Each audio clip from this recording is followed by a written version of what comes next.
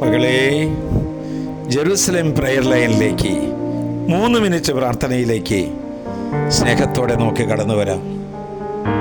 വചനമാകുന്ന യേശു നമ്മെ മാടി വിളിച്ച് വിവിധങ്ങളായ രാജ്യങ്ങളിൽ നിന്നും വിവിധങ്ങളായ ഭവനങ്ങളിൽ നിന്നും ഇതാ നമ്മൾ ഒരുമിച്ച് കർത്താവിൻ്റെ സ്നേഹവലയത്തിലായിരിക്കുകയാണ്.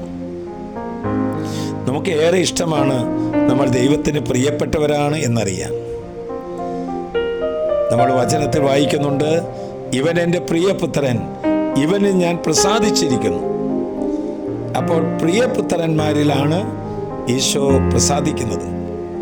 ഇതാ ഇന്ന് അതിനോട് അനുബന്ധപ്പെട്ട ഒരു വചനം നമ്മുടെ ധ്യാനത്തിനും നമ്മുടെ ആലോചനയ്ക്കും നമ്മുടെ മനസ്സിൻ്റെ ശക്തിക്കും വേണ്ടി കർത്താവ് കാണിച്ചു തരികയാണ്. പുറപ്പാടിൻ്റെ പുസ്തകം 19-ാം അധ്യായം 5-ാം വാക്യം. മനോഹരമായൊരു വാക്യമാണത്. നമ്മളിത് പഠിച്ചു വയ്ക്കണം, മറ്റുള്ളവർക്ക് ഷെയർ ചെയ്യണം. നിങ്ങൾ എല്ലാ ജനതകളിലും വെച്ച് എനിക്ക് ഏറ്റവും പ്രിയപ്പെട്ട എൻ്റെ സ്വന്തം ജനമായിരിക്കും. ഇത് മനോഹരമാണല്ലേ? എങ്ങനെയാണ് ദൈവത്തിന് പ്രിയപ്പെട്ടവരും സ്വന്തം ജനവുമായിരിക്കുക?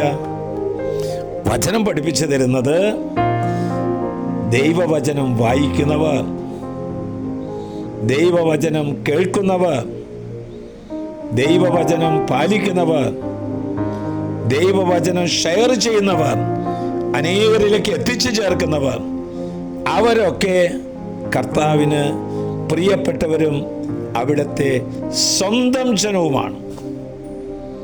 ദൈവത്തിൻ്റെ സ്വന്തം ജനമാണ് ദൈവത്തിന് പ്രസാദകരമായ കാര്യങ്ങൾ ചെയ്യുന്നത്.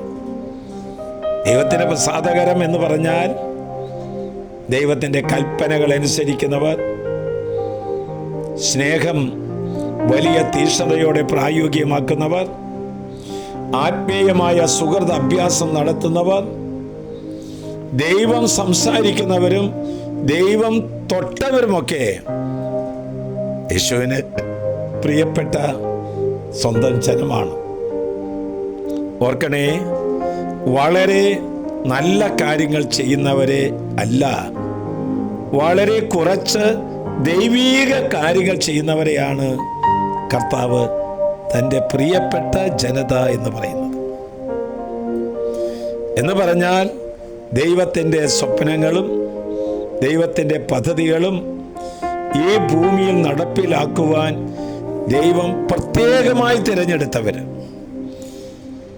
അങ്ങനെയുള്ളവരെയാണ് കർത്താവ് പറയുന്നത്, എനിക്ക് പ്രിയപ്പെട്ട എൻ്റെ സ്വന്തം ജനമായിരിക്കുമെന്ന്. നമുക്ക് യേശുവിൻ്റെ സ്വന്തം ജനമായി തീരാൻ നമുക്ക് കർത്താവിനോട് പ്രാർത്ഥിക്കാം.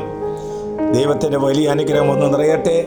ആശ്വാസപ്രദമായ രാത്രി, പ്രതീക്ഷാ നിർഭരമായ പ്രഭാതം, സൽപ്രവർത്തികൾ നിറഞ്ഞ ദിവസം നൽകി നമ്മെ എല്ലാവരെയും അനുഗ്രഹിക്കട്ടെ. ഇന്നത്തെ ശുശ്രൂഷയിൽ പങ്കെടുത്ത കൈക്കുഞ്ഞുങ്ങൾ, ബാലിക ബാലന്മാർ, യുവതി യുവാക്കന്മാർ, ദമ്പതികൾ, ഏകസ്ഥർ, വയോവൃദ്ധർ, ശുശ്രൂഷകർ, പ്രേക്ഷിതർ, അപ്പസ്തോല ഗണങ്ങൾ എല്ലാവരെയും അനുഗ്രഹിക്കട്ടെ. നമ്മുടെ കർത്താവ് ഈശോമിശിഹായുടെ കൃപയും പിതാവായ ദൈവത്തിൻ്റെ സ്നേഹവും പരിശുദ്ധാത്മൻ്റെ സഹവാസവും പരിമളവും നാം എല്ലാവരോടും ഈ കൂട്ടായ്മയോടും കൂടി ഉണ്ടായിരിക്കട്ടെ, ഇപ്പോഴും എപ്പോഴും എന്നേക്കും.